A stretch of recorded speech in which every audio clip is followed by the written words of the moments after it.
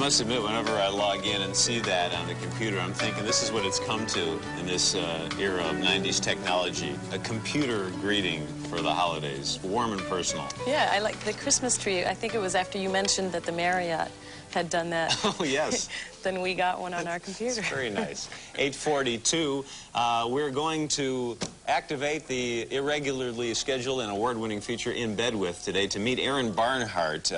He's at home in a Chicago suburb this morning. Aaron, explain now what you do. This is very interesting. You publish what's called an e-zine about late-night TV. Tell us more about this. That's right. I publish an electronic newsletter that goes out every week over the vast information highway we call the Internet to a few thousand people who want to keep track of the late-night talk shows. So you stay up late watching all the shows, and where else do you get your information?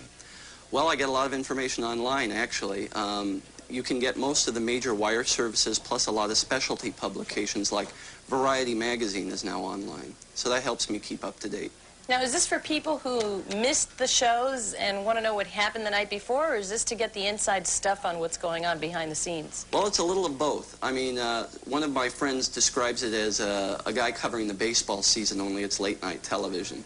It's true that I like to cover it that way, but I also like to provide a lot of analysis, too. I mean, I'm somebody who watches a lot of these shows and always have, so there's something always in addition to the gossip. So, for example, are you surrounded there by television sets, remote controls, VCRs? Because you've got to watch a lot of things at the same time, don't you? No, it's very simple. One VCR and one set of eyes usually covers me. I don't attempt to, and I don't advertise to be totally comprehensive, but to give everybody a good feel for all the shows that are on late night. So what are the big shows that you are working with? Well, I'm a big Letterman fan. I always like his show. I like Jon Stewart's show a lot because, well, maybe because it's an underdog. Why don't you give us the December 22nd up-to-the-minute report on late-night TV, the latest gossip, the latest news, the latest information you're coming across? Well, two head writers have rolled in the last week.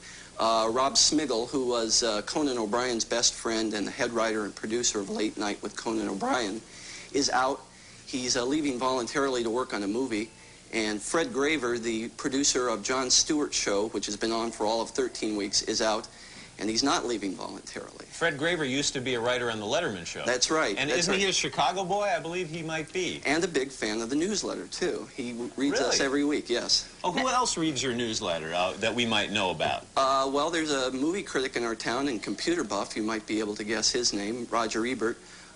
He picked me up a couple of months ago and has been talking about me on CompuServe, which I've been very grateful for. Brought me a lot of new readers, actually. Picked up, as in on the computer, your information. That's right. All right. So do any of the people from the shows themselves respond to this in any way, through, you know, personally or through their people? Well, I hear from various people. You know, I not only cover the talk shows, but Nightline, since it's also a very distinct late-night television program. And I hear from their people from time to time. One of their producers watches it. And so, for example, if Ted Koppel got a new haircut, would that be something featured in your late-night news e-zine? Well, Bob, I'm not sure. I think he gets a new haircut every night, don't you think? Does he? That would be something for you to investigate. Yes. I wonder how many people are, how you get the scoop and find out what's going on before it's actually in the wires and in the papers. Do you have contact with the people? Do you have contact with David Letterman, with Jay Leno, with any of these people? Well, the Letterman staff have been very nice to the newsletter right from the beginning. They've been keeping track of it. They're the most online group of people, I think, in all of television. So I'll hear things from them from time to time. But by and large, I just keep my ears to the ground. I don't claim to be a gossip sheet. Every now and then I'll get some information, for instance, from Fred Graver. But for the most part, I simply try and cover this little niche of late-night television very thoroughly. Is this a hobby that's gotten out of control now? Or is this now your business? It's not making me any money, so we can't strictly call it a business. Maybe we could call it a not-for-profit. But it really is designed, as far as I'm concerned, to give me a distribution channel for my writing. So what do you do full time? What's your normal vocation? I work downtown in a real estate firm as an administrative assistant. Hopefully this will lead to other things, though, right? I mean, eventually you'll be writing a book and making a movie and all that stuff, right? I'm also looking at electronic publishing. I mean, what's happened in the last year, getting thousands of subscribers to my newsletter has been very, very gratifying, and I think this is the future of journalism. You normally have to be at work around 9, right? So this can sometimes cut into your sleep, keeping track of late-night TV, correct? Well, Bob, if it wasn't for your camera crews, which showed up, what was it, 3 minutes ago? Yeah, that's right. I'd be late for work. 3 minutes, a lot of preparation went into this. And if somebody wants to pick up the late-night news on their computer, what do they do? They can just send me email. I think you have my name up there spelled correctly. You just send it to Barnhart at MCS, that's Michael Charles Stewart, .net. You know what? People can get in touch with us, and we'll repeat the information for them. Make sure you give it to our people. And you're confirming that MCI is not buying the Catholic Church, correct? That's correct. All right. That was a false rumor. All right. Have a shirt for being on the show. And by the way, think about publishing a little e-zine about morning TV. I'll look into it. It's quite a growing field, isn't it? Yeah, it is. Yeah. Hey, look, it's the Joe Zone Performance Zone shirt. I'll wear it with pride, Joe. And it's Aaron Barnhart, writer and publisher of The Late Show News, in bed in his suburban Chicago home this morning. Good luck with it. Bob, Mary Ann, Thanks. good morning. Happy holidays. You too. Same to you.